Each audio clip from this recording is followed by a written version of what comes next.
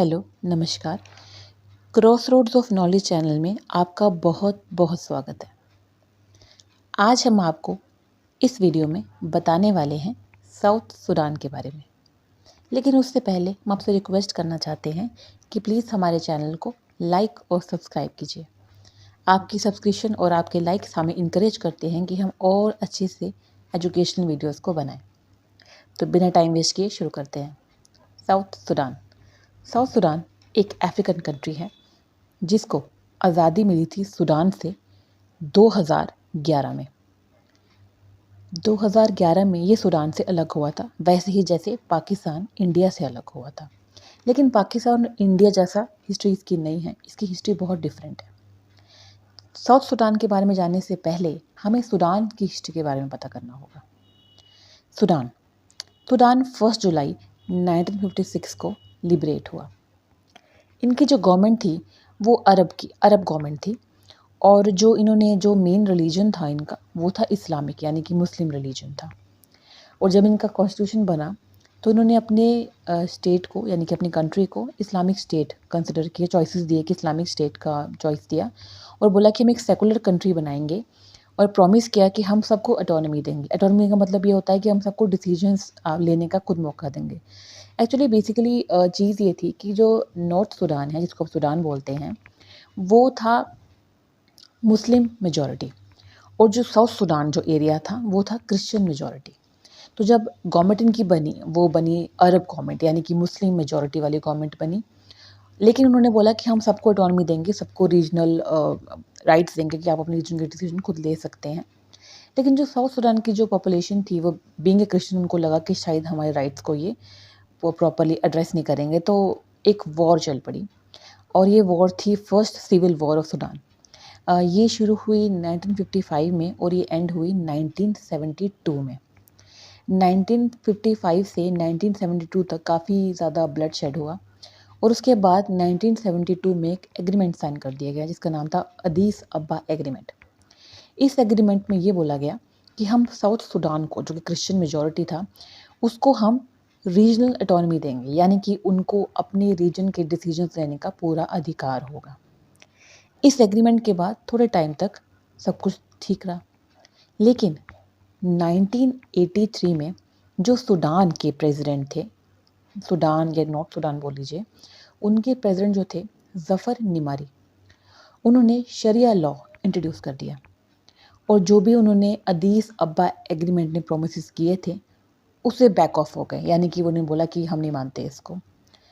इसकी वजह से जो साउथ सूडान के लोग थे वो गुस्सा हो गए, और फिर सेकेंड सिविल वॉर शुरू हो गई। सेकेंड सिविल वॉर 1983 से 2005 तक चली। इस वॉर में नॉर्थ सूडान ने, जिसको अब सूडान बोला जाता है, उसने साउथ सूडान के ऊपर बॉम्बिंग करी, और काफ़ी सारे लोगों की इसमें डेथ हुई। 2005 में, यानी कि 2005 में एक कॉम्प्रिहेंसिव पीस एग्रीमेंट साइन किया गया,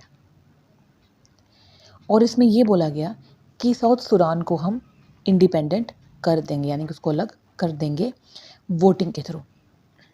और जैसा कि नॉर्थ सूडान ने या सूडान ने जैसा कि बोला था, उसने क्या किया, 2011 में एक रेफरेंडम हुआ, और उस रेफरेंडम में सबने बोला कि ठीक है हमें अलग होना है, तो साउथ सूडान को अलग कर दिया गया।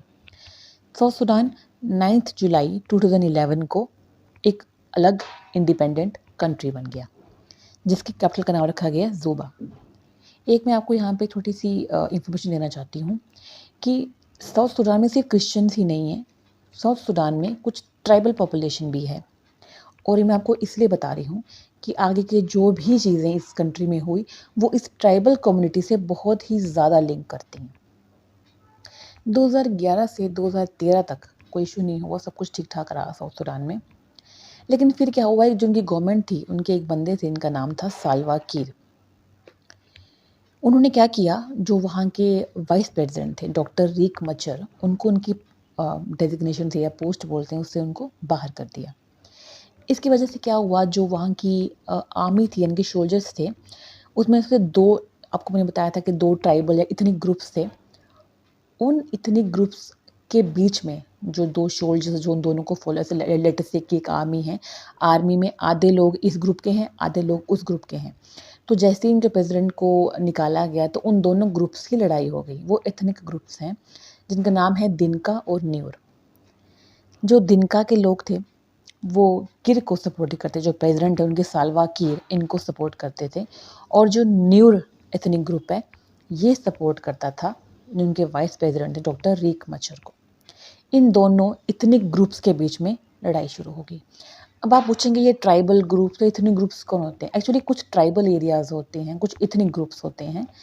उसमें क्या होता है उनकी कल्चरल बैकग्राउंड कुछ-कुछ हद तक सेम होती है, कुछ बिलीव्स, कुछ वैल्यूज़ सेम होती हैं, कुछ चीज़ों में थोड़ा-थोड़ा बिल्कुल थोड़ा-सा माइन्यूट सा डिफरेंस होता है। तो ये डिफरेंस इन दोनों इथनिक ग्रुप्स में है। तो ऐसा हुआ फिर जब इन दोनों ग्रुप्स में लड़ाई शुरू हो गई तो जो एक तरह की दिनका के लोगों ने न्यूर के लोगों को मारना शुरू कर दिया, न्यूर के लोगों ने दिनका के लोगों को मारना शुरू कर दिया, सिर्फ इसलिए क्योंकि वो एक दूसरे की एथनिक लाइन से अलग थे। अब देखिए जब सिविल वॉर एक तरह की शुरू हो गई तो क्या हुआ, एक तो सिविलियंस को मारा गया, जैसे कि दिनका ने किर के जो फॉलो करते थे उनको मार दिया। और फिर कमिटेड रेप्स हुए, मर्डर्स हुए, सेक्सुअल वायलेंस हुई, बहुत सारी लोगों को मारा गया, बहुत सारी विलेजेस में दंगे फसाद, डिस्ट्रॉय की प्रॉपर्टीज डिस्ट्रॉयड हुई, लूटेड, काफ़ी विलेजेस को लूट किया, बहुत कुछ गलत मलत किया। उसके बाद क्या हुआ, जो उनके प्रेसिडेंट थे साल्वा किर, उनको ये डर हो गया कहीं हम पे कोई इंटरनेशनल सैंक्शन ना लगा दे। तो उन्होंने डर के मारे एक पीस एग्रीमेंट को साइन किया 2015 में।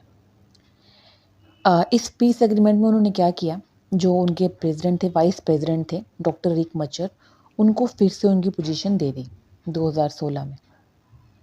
और उन्होंने 2016 में ही स्वॉन इन कर लिया कि उन्होंने शपथ ले ली कि I will be the vice president of south Sudan.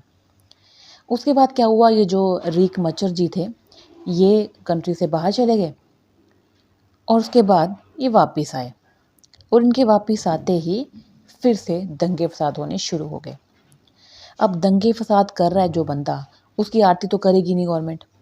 तो इस बंदे को क्या किया, भागना पड़ा। अब इसके ऑब्वियसली इसके खिलाफ केसेस दर्ज हो रहे हैं, कुछ हो रहे हैं, तो इस बंदे को, इस मच्छर को भागना पड़ा। ये चला गया और इसने सोचा कि ये साउथ अफ्रीका में जाके बैठ जाएगा, वहाँ जाके इसको प्रोटेक्शन मिलेगी। लेकिन साउथ अफ्रीका ने भी इसको डिटेन कर दिया। वो कहते हैं कि आप भाई अपने देश में फसाद करके आए हो, हम आपको थोड़ी ना अपने पास रख लेंगे। तो उन्होंने इनको निकाल दिया।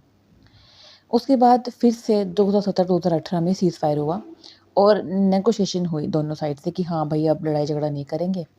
लेकिन फिर दोनों ही साइड्स ने सारी की सारी नेगोशिएशन पे पानी फेर दिया। उसके बाद 18 में फिर से एक एग्रीमेंट साइन हुआ और उनमें फिर से बोला गया कि आप ऐसा नहीं करेंगे, दूसरे को नहीं मारेंगे इन बेस्ड ऑफ इथनिसिटी के ऊपर। मतलब देखिए अब इथनिक ग्रुप में क्या होता है, कल्चर काफ़ी हद तक ये ग्रुप एक दूसरे के सेम ही होते हैं, कुछ ज़्यादा डिफरेंस थोड़ा बहुत बिल्कुल माइन्यूट डिफरेंस होता है। उस छोटे से माइन्यूट डिफरेंस के लिए अगर आप किसी को मार रहे हो, रेप्स कर रहे हो, कुछ कर रहे हो, तो ये भी तो एक नंबर की बेवकूफ़ी है, एक नंबर की। फिर से तो फिर 18 में फिर से ये सब कुछ हुआ और फिर से इन दोनों पक्षों ने इसको वॉयलेट करा, दोनों पक्षों ने इसको नहीं माना, फिर से वही शुरू हो गया।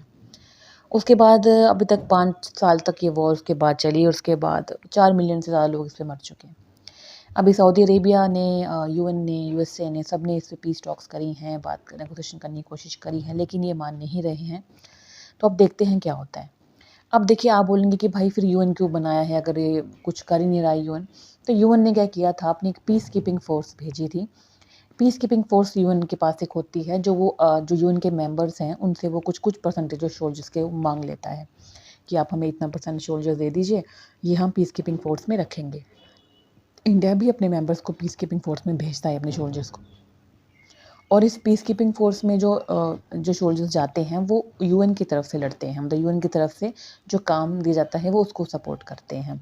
अब रिसेंटली हमारे 2 पीस कीपिंग फ़ोर्स के जो हमारे सोल्जर्स थे उनकी डेथ हुई थी। शायद अफ्रीका की कोई कंट्री थी, मुझे इसका नाम याद नहीं रहा, लेकिन अफ्रीका की कोई कंट्री थी जहाँ पे उनकी डेथ हुई थी, किसी प्रोटेस्ट के टाइम पर उनकी डेथ हो गई थी, शहीद हो गए थे वो। तो वैसे यूएन पीस कीपिंग फ़ोर्स इख्तियार करता है, अलग-अलग देशों के सोल्जर्स को लेके आता है। तो यूएन ने क्या किया, अब दंगा फसाद हो रहा है तो उन्होंने पहले 2000 सोल्जर्स वहाँ पे, 2000 सैनिकों को वहाँ तैनात किया।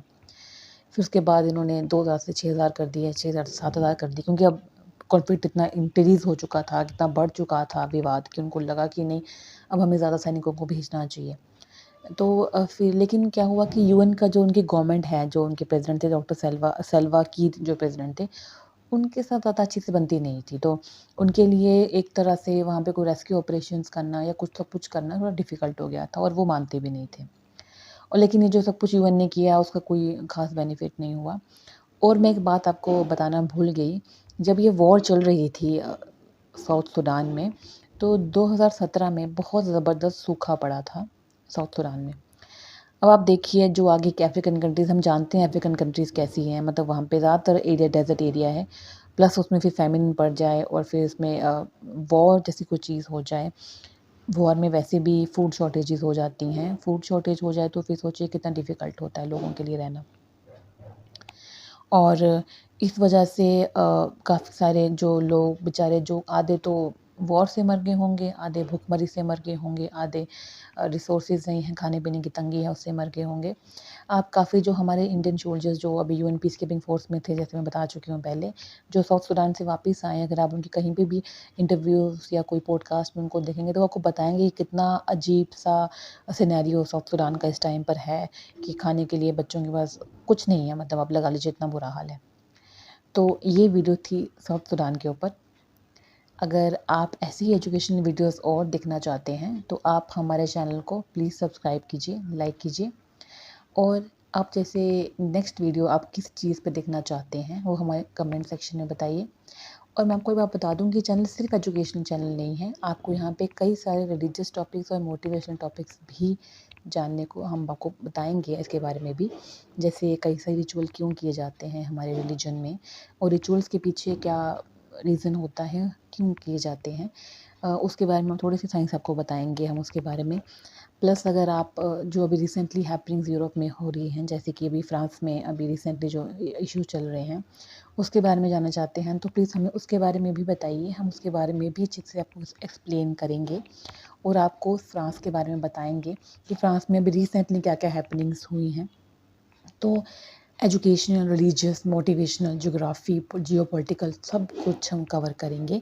आप कुछ हमें कुछ भी बताना चाहते हैं, कोई भी टॉपिक टाइटल जानना चाहते हैं, स्पेशली जो अभी की जियोपॉलिटिकल न्यूज़ भी जानना चाहते हैं, तो हम आपको उसको आराम से बहुत ही अच्छे से एक्सप्लेन करेंगे।